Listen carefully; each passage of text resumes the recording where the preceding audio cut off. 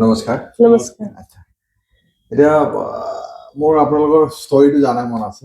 আপোনালোকৰ বেমাৰটো কেতিয়াৰ পৰা ষ্টাৰ্ট হ'ল, কেনেকৈ ট্ৰিটমেণ্ট কৰিলে, কিমানখিনি প্ৰব্লেম ফেচ কৰিলে বা কিমানখিনি অসুবিধা হ'ল, গোটেইখিনি বস্তু জানিব মন আছিলে।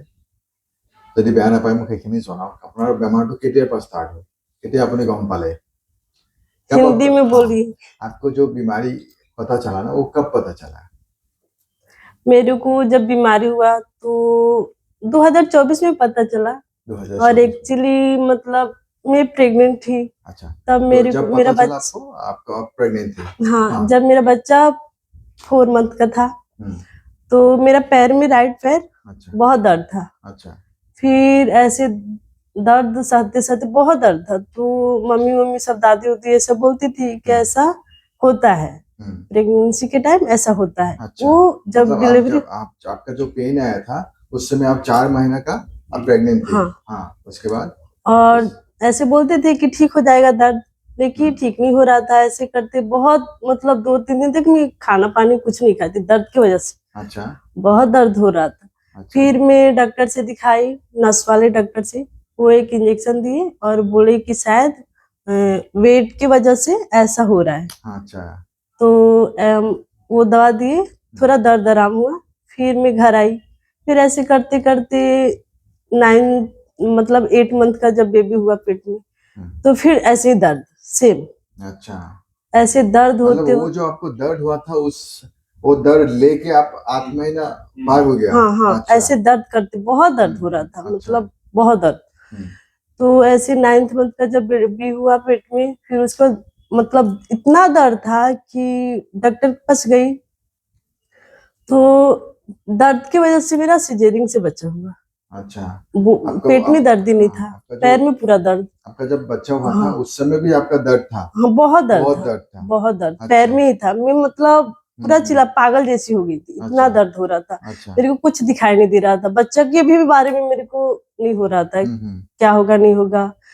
बहुत दर्द हो रहा था। फिर सिजेरिंग से मेरा बच्चा हुआ और फिर भी दर्द नहीं ठीक हो रहा था। बच्चा होने के बाद भी दर्द ऐसी था। अच्छा, और वो लोग एक इंजेक्शन दिए थे, रूबिडी इंजेक्शन दर्द का। तो ऐसे ले लेके मैं 4-5 मंथ का फिर बेबी हो गया मेरा। फिर ऐसे दर्द होते होते ऐसे करते करते दर्द 9 महीने का जब बेबी हुआ मेरा, पूरा दर्द। ऐसे डॉक्टर से दिखाते थे, साइटिका का प्रॉब्लम बताता था। ऐसे कर करके ठीक नहीं हुआ। फिर एक्सरे किया, बोल रहा है कि वो जो बॉल है वो खराब हो गया है, उसको सर्जरी करना पड़ेगा। अच्छा, और उसके बाद हम लोग सोचे कि सर्जरी जब करना है तो थोड़ा MRI करा के देखते हैं, थोड़ा पता चल जाएगा क्या बीमारी है, क्या हुआ है। तो ऐसे करके फिर हम लोग पटना पारस हॉस्पिटल में गए। वहां पे हम लोग प्राइवेट हॉस्पिटल, बहुत महंगा हॉस्पिटल है। अच्छा, वहां पे हम लोग गए, चेकअप कराए, एक्सरे कराए, पेट सीटी, MRI ये सब हुआ। MRI में पता चला कैंसर है। उसके बाद पेट सीटी हुआ, बायोप्सी हुआ, सब जांच हुआ, जितना जांच होना था। मेरे को पता नहीं था कैंसर है, इन लोग को पता था। फिर हम घर आए, फिर मुंबई आए।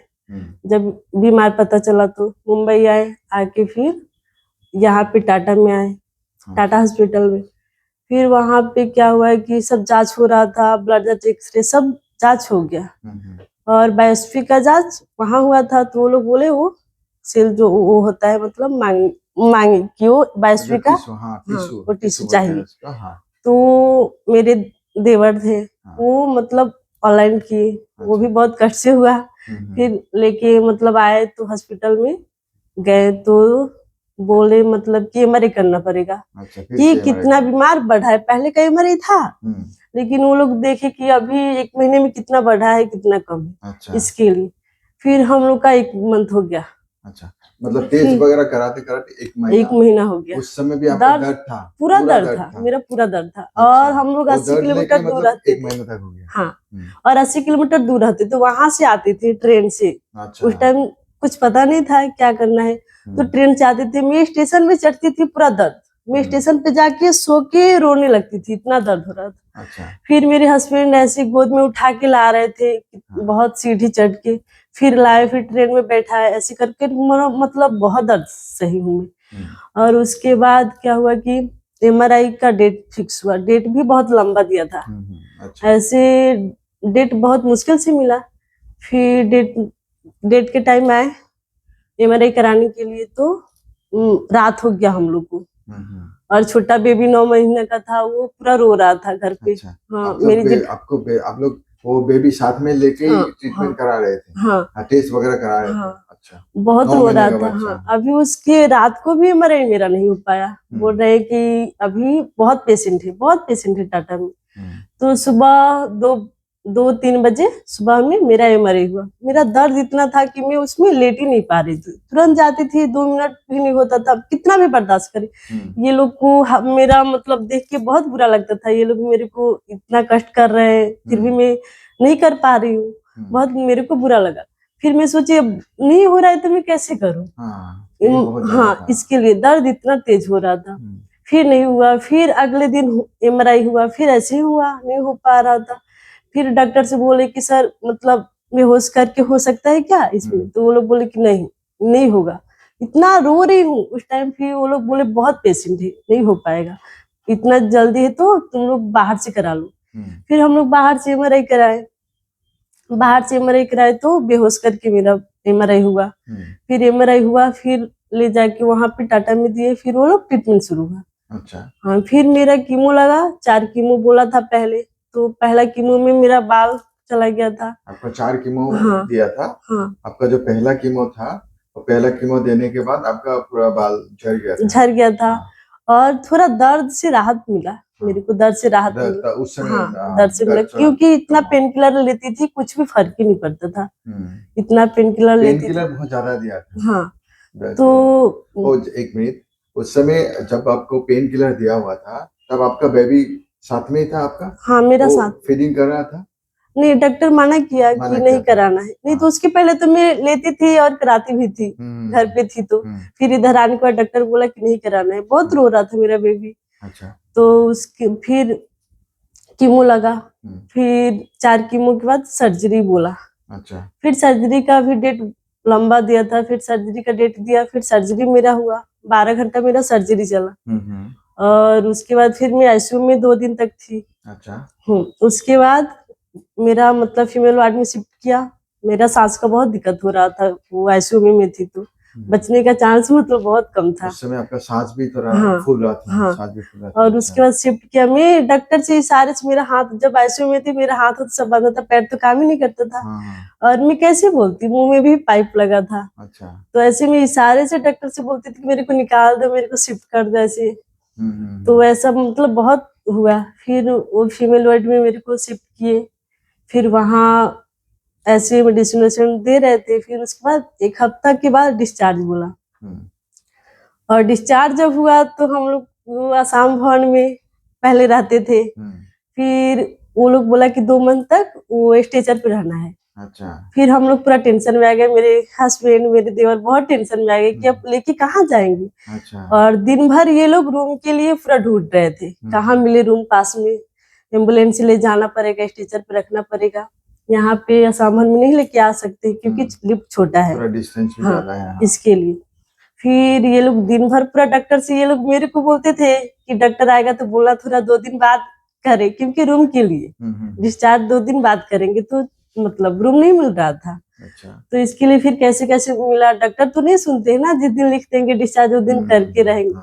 फिर वैसे डिस्चार्ज हुआ। फिर हम लोग जब ड्रेसिंग कराने के लिए गए तो वहां पे क्या हुआ, डॉक्टर बोला कि फिर से सर्जरी करना पड़ेगा। अच्छा। इन्फेक्शन हो गया है। फिर उसी दिन एडमिट किए। फिर वहीं पे 3 बार मेरा सर्जरी हुआ। 3 बार सेम जगह? हाँ, पहले तो 1 बार हुआ था सर्जरी। पूरा लेके 4 बार। अच्छा। 4 सर्जरी वहीं पे पूरा सिलाई को साफ करके फिर सिलाई लगाते थे। 4 बार ऐसे हुआ। 2 महीने तक मैं एडमिट ही थी। 2 महीने तक आप हॉस्पिटल में रहे। आपका 4 बार ऑपरेशन हो गया सेम जगह, उसी जगह पे? हाँ, उसी जगह पे पूरा उसको फिर सिलाई देते थे। फिर ऐसे 1 हफ्ते में, ऐसे 4 दिन में करते थे सर्जरी। पूरा मैं बहुत वीक हो गई थी। अच्छा। पहले मेरा वेट 40 kg का था। सर्जरी होने के बाद पूरा मेरा 28 हो गया। अच्छा। और उसके बाद फिर सर्जरी हुआ। फिर थोड़ा धीरे धीरे मतलब वो ठीक हुआ पैर, फिर कीमो लगा। कीमो लगने के बाद मैं पूरा वीक हो गई थी। 10 कीमो मेरा हुआ सर्जरी के बाद। सर्जरी के बाद 10 10 कीमो हो गया कीमो। था। हाँ, उसमें क्या हुआ कि मेरा वेट बहुत कम हो गया था, और वो पहले वाले वेट पे कीमो लगा रहे थे। कीमो लगा रहे थे, उसके बाद साइड इफेक्ट मेरे को हो गया। वो लोग वेट करने मतलब करने के लिए बोलते थे कि कीमो लगता है तो वेट करते हैं।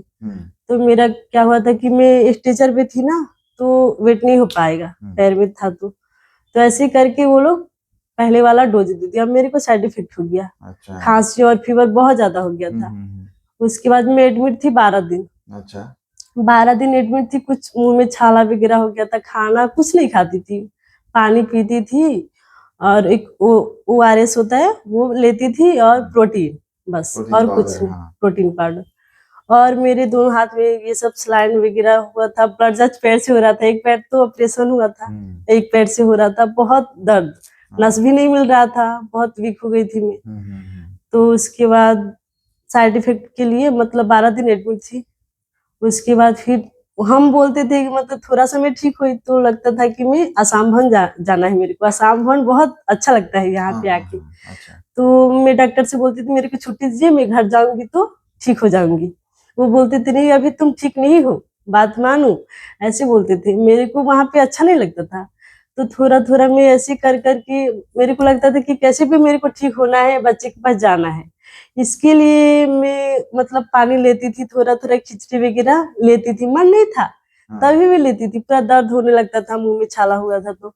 लेकिन ठीक होने के लिए मैं बच्चे के पास जाने के लिए इतना कष्ट झेली हूँ। अच्छा।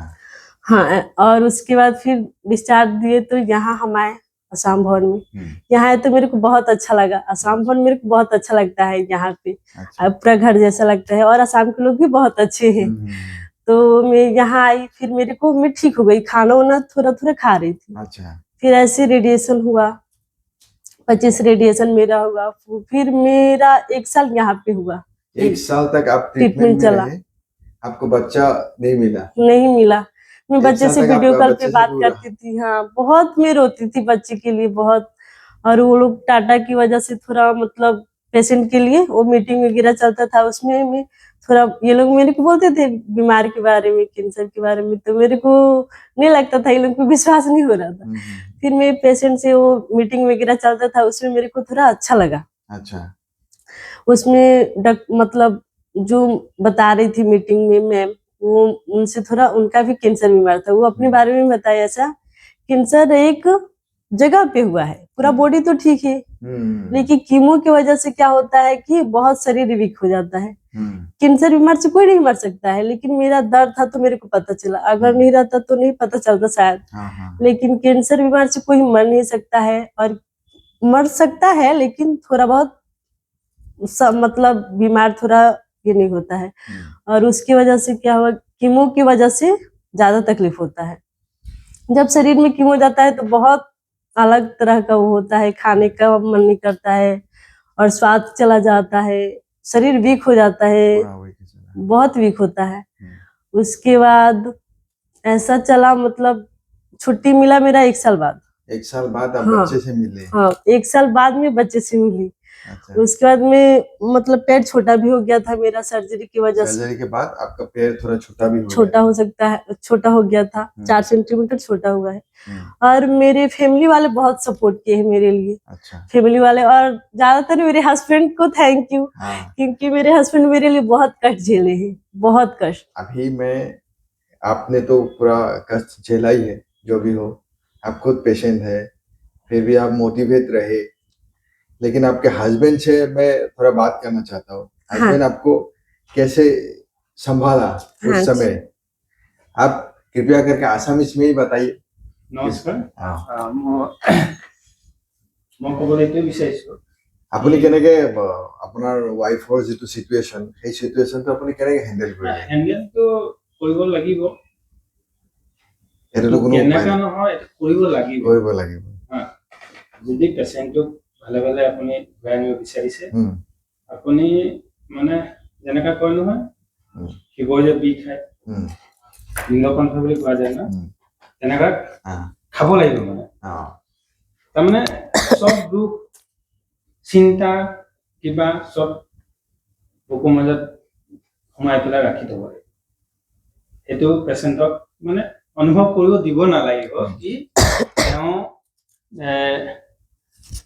ইমান ডাঙৰ প্ৰব্লেমত আছে মানে ইমান ডাঙৰ প্ৰব্লেমত আছে বুলি উম, তেওঁক দেখুৱাব নালাগিব উম, এইটো নৰ্মেল প্ৰব্লেম আগতে আছিলে আচ্ছা এতিয়া নৰ্মেল হ'ল আগতে কেঞ্চাৰ বুলি ক'লে মানুহে ভয় খায় হয়, আমি আমিও ভয় খাওঁ এতিয়াও ভয় খায় এতিয়াও ভয় খায় য'ত মানে এনভাইৰনমেণ্ট নাই য'ত মানে এইটো বিষয়ে নাজানে নাজানে এতিয়া জাষ্ট গাঁৱতো এতিয়া আমাৰ অসমতে য'ৰে হওক গাঁও এৰিয়াত য'ত মানে এডুকেশ্যন মানে ইমান হেল্থৰ বিষয়ে নলেজ নাই নলেজ নাই সেইখিনি মানে গৈ পেলাই মানুহে এতিয়াও কেঞ্চাৰ বুলি ক'লে ভয় খায় ভয় খায় ভয় খায় আৰু কেঞ্চাৰ বুলি ভয় খোৱাটো পাছৰ কথা এটা মানে এটা বেয়া বেমাৰ বেয়া বেমাৰ মানে এইটো তাৰমানে গ'লে আমি বিয়পি যাব আৰু কিছুমান নাযাবি তাৰ পানী কিছুমান নাখাবি তেনেকে ভাবে। সেইটো মানে এটা বহুত ডাঙৰ মানে এটা ফেক্টৰ মোৰ মতে এটা ক'ব বিচাৰিছো কি এইটো জনাজাত কৰিব লাগে কি কেঞ্চাৰ ইমান ডাঙৰ প্ৰব্লেম নহয় এইটো কাহটো বেয়া বস্তু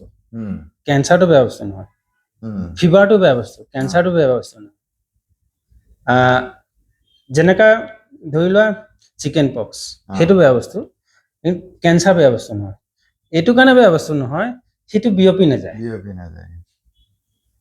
মই এইটোৱে দেখালো মানে ইয়াত অহাৰ পিছত গম পাইছো দেই মইতো ছেম আৰু ধৰি লওক এতিয়া মানুহক জানিলেহে ক'ব আমি আমাৰ এটা জ্ঞান যেতিয়া হ'ব তাৰ বিষয়লৈ তেতিয়াহে আমি বুজি পাম সেইটো হয় এতিয়া আমি আহি পেলাই ইয়াত জ্ঞান পালো এই টাটাত যদি গৈ পেলাই চোৱা যায় এজন ডক্টৰৰ ওচৰত একদম বেৰি ধৰে 10জন পেচেণ্ট 20জন পেচেণ্ট বেৰি ধৰে ঠেলাই হেঁচা এই নাকত পাইপ লগোৱা আছে মুখত তেনেকুৱা আছে এভৰিথিং তেনেকুৱা মানে একদম লেপা থেপা আৰু আচ্ছা ডক্টৰ কোৱা মতে কেঞ্চাৰ পেচেণ্টৰ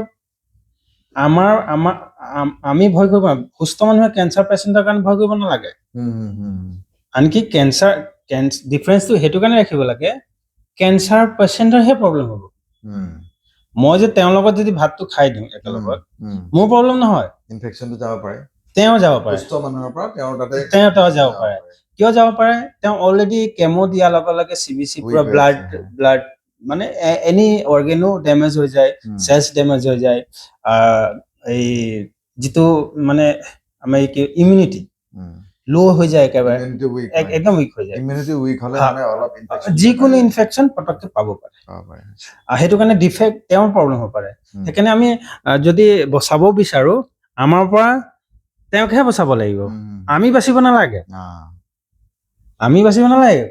তেওঁকহে বচাব লাগিব তো এনেও আমি মানে যেতিয়া টাটাত যাওঁ তেতিয়া গোটেই গেডাৰিং চাওঁ তেতিয়া প্ৰথম ইমান মানুহ আৰু নাকত পাইপ দিয়া কিবা কৰা মানে এভৰিথিং মানুহক দেখিলে ভয়ো লাগে আগতে দেখা নাই আৰু ভয় লাগিবই আৰু তেতিয়া পাছত আৰু লাহে লাহে 2 মান্থ 3 মান্থ হ'ল লাহে লাহে জনাজাত হৈ গ'লো লাহে লাহে তেতিয়া আৰু নৰ্মেলি আমি কেঞ্চাৰ মানে যিটো ভয় খায় মানুহে একো ভয় খাব নাই চাবলৈ গ'লে এতিয়া মানে এইটো বিয়পা বেমাৰ নহয় কেঞ্চাৰ পেচেণ্টৰ আনৰ কেঞ্চাৰ নহয় এতিয়াও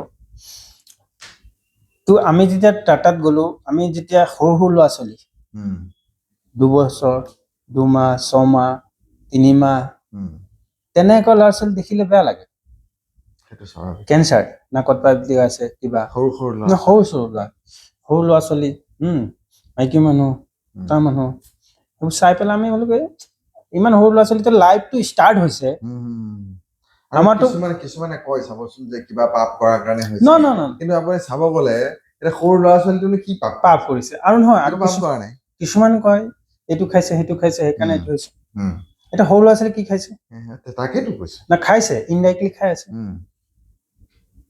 ইনডাইৰেক্টলি খাইছে ডাইৰেক্ট খোৱা নাই ইনডাইৰেক্টলি খাইছে যিহেতু আমি সেইটো এনভাইৰনমেণ্টত আছো আমি যিটো ইউজ কৰিছো আমাৰ যিটো সেই সৰু ল'ৰা ছোৱালীও পাই আছে মাদাৰ মিল্কত পাইছে তো ইনডাইৰেক্টলি খাইছে মই ক'বলৈ এইটো বিচাৰিছো কি পেচেণ্ট যদি ভাল কৰিবলৈ আছে মটিভেটটো প্ৰথম মটিভেটটো লাগিব সাইকোলজি সাপোৰ্ট মটিভেট বিল পাৱাৰটো বঢ়াব লাগিব পেচেণ্টৰ তাৰমানে তেওঁক বুজালো এইটো সাধাৰণ কথা এইটো কোনো বেমাৰ নহয় হা এইটো ঠিক হোৱা বেমাৰ আগতে এইটো আছিলে কি বেমাৰ কেঞ্চাৰ মানে গ'ল পৃথিৱীত নাথাকে তেওঁ আৰু তেনেকুৱা মানে মেণ্টেলিটি লৈ পেলাইহে মানে সোনকালে প্ৰব্লেম হয় হয় আগতে ভাবি লয় এটা ডিপ্ৰেশ্যনত আহি গ'ল কি কেঞ্চাৰ হৈ গ'ল মই এতিয়া নাথাকো এতিয়া মোৰ ল'ৰা ছোৱালী কি হ'ব এতিয়া আপুনিয়ে কৈছে মোৰ দুটা ল'ৰা ছোৱালী আছে ঠিক আছে আপোনাৰ যদি এনভাইৰনমেণ্ট নাথাকে উইল পাৱাৰ নাথাকে চিন্তাধাৰণাটো আপুনি যদি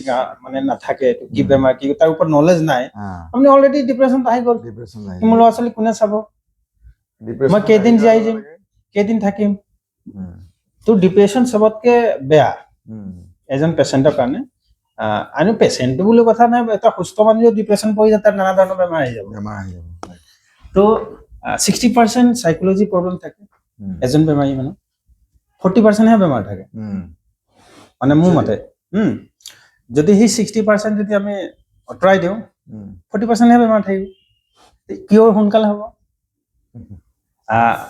সাইকোলজি কি এইটো প্ৰব্লেম আছে এইটো খালেহে আমি ভাল হৈ যাম ডক্টৰ কৈছে ভাল হ'বা ভাল হৈ যাম ব্ৰেইনে ট্ৰিক কৰে আজি মই যদি কওঁ বুলি ভাল হ'বা নহয় বিশ্বাস নকৰে ডক্টৰ এজন কৈ দিয়ে তেওঁ একো নাজানে অকল থেচিস্কোপটো আৰু হোৱাইট কোটটো পিন্ধি পেলাই তেওঁ কৈ দিয়ে এইটো লোৱা টেবলেট এইটো খালে তুমি কালিৰ পৰা ভাল হৈ যাব এটা মানে ক্ৰিয়েট হয় থিংকিং ক্ৰিয়েট হয় কি না ডক্টৰে কৈছে মই ভাল হৈ যাব তো অট'মেটিক মানে সেই দৰৱটোৱে পজিটিভ থিংকিং সেই অট'মেটিক দৰৱটো কাম কৰে কেলে তেওঁ ভাবিলে একে ভাল হৈ যাব তো সেইটোতো বাৰু সেইটো ট্ৰিটমেণ্টৰ এইটো বস্তু লেকিন কিন্তু মই কোৱা মতে কি এজন এটেণ্ডেণ্ট চবতে ইম্পৰ্টেণ্ট পেচেণ্টটোক ভাল কৰি লৈ যাব পাৰে তাৰমানে কি পেচেণ্ট কেঞ্চাৰ পেচেণ্টে উইক হৈ যায় প্ৰথম কেঞ্চাৰ গম পোৱাৰ লগে লগে তেওঁ মানে মেণ্টেলিটি উইক হৈ যায় ছেকেণ্ড কথা যদি লগত এটেণ্ডেণ্টো উইক হৈ যায় তেওঁ কান্দি আছে লগত ময়ো কান্দি থাকো তাৰমানে কেলে কান্দি আছে মই নাথাকিম নেকি তেনেকুৱা ফিল হ'ব না এটেণ্ডেণ্ট যদি কয় কি কান্দিছা একো নহয় এইটো ভাল হৈ যাব বহুতে ভাল হৈ গৈছে তুমি কি এটা আমুক ভাল হৈ গৈছে উদাহৰণ আছে বহুত এটেণ্ডেন্সৰ সাপোৰ্টটো বহুত ইম্পৰ্টেণ্ট বেছি দৰকাৰ বহুত ইম্পৰ্টেণ্ট কেমো এতিয়া কেঞ্চাৰ এজন মানুহে গম পোৱাৰ লগে লগে তেওঁতো উইক হ'লেই ব্ৰেইনলি মানে মেণ্টেলিটি উইক হৈ গ'ল কি মই বেমাৰ হৈ গ'ল কেঞ্চাৰ মই এতিয়া বেছি দিন জীয়াই নাথাকো সেইটো এটা ট্ৰিক কৰিলে ব্ৰেইনত ঠিক আছে প্লাছ আমি যেতিয়া কেঞ্চাৰ এজন ট্ৰিটমেণ্ট আৰম্ভ হয় এটা সুস্থ মানুহ যেতিয়া কেঞ্চাৰ মানুহ এতিয়া আহে যেতিয়া ট্ৰিটমেণ্ট আৰম্ভ হ'ব তেওঁ উইক হৈ যাব যাতে কেমো ইজ মানে ডেঞ্জাৰ কেমোটো ডেঞ্জাৰ বহুত ডেঞ্জাৰ ৰেডিয়েশ্যন বহুত ডেঞ্জাৰ তাৰমানে কি এজন চেলছ মাৰিবৰ কাৰণে গোটেই বস্তু মানে যিকোনো এটা বস্তু যেনেকৈ ধৰি লোৱা বম এটা পেলাই দিয়ে লগে এজন কোনোবা জানো মানুহ এজন আছে তেওঁ মানে দেশদ্ৰোহী হয় কিবা হয় তেওঁক মাৰিবৰ কাৰণে যদি বম এটা পেলাই দিয়ে তাৰ আশে পাশে যিটো ভাল মানুহ মৰিব ন তেনেকুৱা জাষ্ট কেমো চেম থিং কেমো দিয়াৰ লগে লগে গোটেই বডি অৰ্গেনটো ডেমেজ কৰে মানে ভাল চেলৰ লগত বেয়া চেলটো মাৰিব যাবলৈ গৈ ভাল চেলৰটো ডেমেজ কৰে সাইড এফেক্ট আছে বহুত সাইড এফেক্ট ডক্টৰে নিজে কয় মানে সাইড এফেক্ট সেইকাৰণে ডক্টৰে বহুতে মানে এইটো নাখাবা ভালকে মানে যেনেকা ফল মূল জাতীয় বস্তু গ্ৰীণ বস্তু যিটো ফাৰ্টিলাইজ দিয়ে কিবা দিয়ে সেইবোৰ দৰৱ চব দি পেলাই বস্তু বনাই সেইবোৰ খাব নালাগে বাহিৰৰ বস্তু খাবলৈ হাক দিয়ে ঘৰত খাবলৈ দিয়ে আমাৰ এটেণ্ডেণ্ট এটা ক'বলৈ বিচাৰিছো কি যদি কেঞ্চাৰ পেচেণ্ট ট্ৰিটমেণ্ট চলি আছে তেতিয়া আমাৰ এটাই কাম কি পেচেণ্টটোক ছাপোৰ্ট কৰিব লাগে এনি হাউ কেনেকৈ ঠিক কৰি ৰাখোঁ মানে বডি কেনেকৈ তেওঁৰ মানে শক্তি উইল পাৱাৰটো কেনেকৈ বঢ়াব উইল পাৱাৰটো নহয় তেওঁৰ বডি যিটো ষ্ট্ৰেংথ বডি ষ্ট্ৰেংথটো কেনেকৈ বনাই ৰাখোঁ আমি যে কেমৰ লগত ফাইট কৰিব যদি অলৰেডি বডি উইক আছে তেতিয়া আৰু কেমো কৰিব আৰু উইক হ'ব আমি তাক বডিটো ষ্ট্ৰং কৰি ৰাখিবৰ কাৰণে যি পাৰে মানে যিমানখিনি পাৰে লাগে পইচা এতিয়া আমি বহুত মানুহে কি কৰে চিন্তা কৰে কি ট্ৰিটমেণ্টত খৰচা কৰিব আজি 1 লাখ টকা এটা কেমো লগাই দিব লগাওক যদি ভাল বস্তু যদি খাদ্য বস্তু যদি অলপ দামী বস্তু হওক ইমান টকা দামী বস্তু কেনেকৈ খাব পাৰিম সেইটো ইম্পৰ্টেণ্ট চবতকৈ বেছি ইম্পৰ্টেণ্ট মানে কেনেকুৱা ধৰণৰ আমি তেওঁৰ শক্তিটো ষ্ট্ৰেংথটো আমি বনাই ৰাখিব লাগে যিটো তেওঁ কেমো চাইড ইফেক্টটো নহওক যিমান উইক হ'ব সিমান চাইড হয় তো আমাৰ কাম এইটোৱে হ'ল কি আমি এতিয়া কেমো লগোৱাৰ লগে লগে তেওঁলোকৰ মানে লিভাৰ উইক হৈ যায় লিভাৰ উইক মানে খোৱা বা হজম যিকোনো হজম শক্তি নহয় আমি কেনেকুৱা ধৰণৰ বস্তু আমি গাইড ল'ব লাগে ফিজিঅ এই কি নাম নিউট্ৰিশ্যন এডভাইচ ল'ব লাগে কিছুমান আমাৰ ঘৰুৱা খাদ্য যিবোৰ আমি নিজে জানো জনা মানুহ যিটো নাজানে আৰু ল'ব লাগে এডভাইচ ফুড ছাপ্লিমেণ্ট কিছুমান যিটো বস্তু আমি কিছুমান ডাইটিচিয়ানক লগ কৰিব লাগে কি কি খাব বডিটো ষ্ট্ৰং কৰি ৰাখিব লাগে আমাৰ কাম হ'ল কি তেওঁক যদি আমি ভেটি থোৱা যায় বুলেট প্ৰুফ যেনেকৈ এটা ধৰি লওক এটা সৈনিক এজনক আগত পঠিয়াই দিয়াৰ কাৰণে বুলেট প্ৰুফ চুপ লগাই মেলিহে পঠিয়াওঁ ছেফ গাৰ্ড তো আমি যদি কেঞ্চাৰ পেচেণ্টটোক আগবঢ়াইছোঁ কেমো দি কেমো ফ্ৰণ্টত যদি কেমো আহি আছে এটা ছেফ গাৰ্ড লাগিব ন তেওঁ ষ্ট্ৰং থাকিলেহে কেমোটো ইমান এফেক্ট নকৰিব তো বহুতে মই দেখিছোঁ আমি এক বছৰত এবাৰহে মানে এদিনও কেমো লেপছ নহ'ল যেনে কিছুমান মানুহৰ প্লেটলেট কমি যায় CBC টেষ্ট হয় ন প্ৰথম কেমো লোৱাৰ আগত 2 দিন আগত CBC টেষ্ট হয় কেমো পিছত CBC টেষ্ট হয় চাই মানে WBC RBC হিমোগ্লোবিন প্লেটলেট চব ঠিক থাকিলেহে তেওঁলোক কেমো দিয়ে তো সেই ঠিক থকা কাৰণটো হ'ল আমি কেনেকৈ ঠিক ঠাক ৰাখে কি কি খুৱাব লাগে কেনেকৈ খুৱাব লাগে সেইটো খুৱাই মেলি যদি আমি ঠিক থাকোঁ তেতিয়া আমাৰ কেমোটো যিটো টাইম দিছে যেনেকৈ 21 days 28 days 15 days কেমো আছে তাৰমানে কি কেমোটো 21 days যেতিয়া দি আছে এটা কেমো 21 days মানে টাইমৰ ভেলিডিটি থাকে বডিত থাকে মানে কেমোটো কণ্টিনিউ বডিত থাকিব লাগিব এটাৰ পিছত এটা 21 দিনত খতম হ'ল 21 দিন নতুন আকৌ লগাই দিলে তো আমি যদি বডিটো হিমোগ্লোবিন এইবিলাক ঠিক ঠাক নাথাকে তেতিয়াতো লেপছ হ'ব গেপ হৈ যাব তো ট্ৰিটমেণ্ট গেপ হৈ গ'ল ট্ৰিটমেণ্ট গেপৰ সময়ৰ গেপ প্ৰব্লেম হ'ল যিটো সোনকালে হ'ব লাগিছিলে দেৰি হ'ল প্লাছ চাইকেল কণ্টিনিউ চলিলে ট্ৰিটমেণ্টটো ভাল হয় আজি চাব ধৰক যিটো প্ৰট'কল বনাই প্ৰট'কল মতে যদি আমি চলাব পাৰোঁ তেতিয়া ৰিকভাৰীটো বহুত সোনকালে হয় আৰু কেমোটো ৰেডিয়েশ্যন আছে কেমো আছে মানে ক'বলৈ মানে বহুত ডাঙৰ ক'ব পাৰি মানে এটা কিতাপ লিখিব পাৰি সম্পূৰ্ণ যদি মইতো বিচাৰো আপোনালোকে যিটো আপোনালোকৰ জাৰ্ণি যিটো ষ্টৰী হয় নহয় সেইটো আপোনালোকে লিখিব লাগে লিখিব এই কাৰণে লাগে যাতে মানুহখিনিয়ে গম পাওক কিছুমান মানুহ অকমানতে হতাশ হৈ যায় হতাশ হ'লে নহ'ব হতাশ হ'লেতো এইটো বেমাৰটো নহ'ব এইটো বেমাৰ বহুত এৱাৰ হ'ব লাগিব কিছুমান প্ৰব্লেম এতিয়া আৰ্থিকভাৱে মানসিকভাৱে বহুত প্ৰব্লেম চেলেঞ্জ আহিব এতিয়া যিটো বেমাৰ আৰ্থিকভাৱে চেলেঞ্জ বহুত আহে এনেকুৱা মোৰ চেলেঞ্জ হৈছে মই টেক্সি মাতিছোঁ পইচা নাই টেক্সি আহি গৈছে মানে কিছুমানে দিব পঠিয়াব এতিয়া পঠাব পৰা নাই দি আছোঁ কালি পাই যাবা এতিয়া পামে দিমে পোৱা নাই সেই মেনেজমেণ্ট সেইটো সময়ত মানে নিজৰ মানে ভাঙি পৰিব নালাগে ভাঙিত নপৰিলে বাছ তুমি চেলেঞ্জ কষ্ট কৰা তুমি ফেচ কৰা প্ৰব্লেম ফেচ কৰা নিজে নিজে ৰাস্তা লৈ চিটুৱেশ্যনত হৰবৰি কৰিলে নাই চিটুৱেশ্যন ৰুম নাই ৰুম লৈ বিচাৰি কি হ'ব যে দেখা যাব মোৰতো থিংকিং এইটোৱে হ'ব দেখা যাব কেলে নহ'ব বস্তু দৰকাৰ হ'ব সেইটো নহয় বোলে না কি হ'ব এতিয়া মন কৰিলে এতিয়াতো পইচা নাই এইটো নাই থাকিবলৈ জেগা নাই এতিয়া ক'ত থাকিম টেনশ্যন ধুনীয়া হ'ব আচ্ছা হৈ যাব কোনোবা ব্যস্ত হ'ব হৈ গৈছে আৰু বিশেষ মই যদি দীঘলীয়া কৰিবলৈ যাওঁ বহুত চেলেঞ্জ আহিছে মোৰ লাইফত আনকি তেওঁ নাজানে মই জানো ঠিক আছে মই ফ'কাছ মই গোটেইখিনি জানো ডক্টৰে মোক ফেচ কৰিছে কি তোমাৰ এনেকুৱা তেওঁক মই বিয়া পাতিলোঁ বিয়া পতাৰ পিছত ল'ৰা এটা হ'ল মোৰ এটা সন্তুষ্ট ল'ৰা এটা আছে টেনশ্যন নাই মাকজন জিন্দা হৈ থাকিলে হ'ল লেঙেৰা হওক কিবা হওক মতলব সেইটো এটা ভাল কথা সেইটো এজন হাজবেণ্ডৰ তেওঁৰ ৱাইফৰ প্ৰতি এই ভাৱটো বহুত দৰকাৰী কাৰণ যি ৱাইফ যেনেকে যিয়ে হওক, মতলব হাজবেণ্ডে যদি ভাবে যে নাই মোৰ ৱাইফ হয়, মোৰ পাৰ্ট হয়, মোৰ বডি পাৰ্টেই হয়, মোৰ এটা পাৰ্ট হয়, গতিকে যেনেকে নহয় মই চম্ভালিব লাগিব তাৰমানে বা একচেপ্ট কৰিব লাগিব। একচেপ্ট কৰিব কেনেকুৱা মানে কথাটো ডক্টৰে ডাইৰেক্ট কৈ দিলে। মই দেখি আছো ন ফেচ টু ফেচ মোৰ লাইফটো কি উম, ধৰি লওক এটা সুস্থ মানুহ এজনী উম, হাঁচি দৌৰি ফুৰি উম, তেনেকা মানুহ এজনী লাইফ টাইম তেনেকা কৰিব নোৱাৰে। আগত যেনেকা জীয়াই আছিলে তেনেকা নোৱাৰে। উম, মোৰ অসুবিধা হ'ব, উম, মোৰ প্ৰব্লেম হ'ব, তেওঁৰ প্ৰব্লেম হ'ব, মোৰো লগত হ'ব। উম, তো দেখি আছো, তেওঁতো দেখা নাই কি হ'ব কি নহ'ব, এইটো দেখা নাই, মই দেখি আছো হয়। হ'ব মুঠতে ৰিকভাৰী হ'ব লাগে, লেংৰা হওক বেমাৰটো কিবা ভাল হওক, উদ্দেশ্য এইটোৱে, এই বেমাৰটো বেমাৰটো ভাল হ'ব লাগে, সোনকালে ঘৰ যাব লাগে, বাছ। সুখেৰে থাকিব অ, লাগে। অ।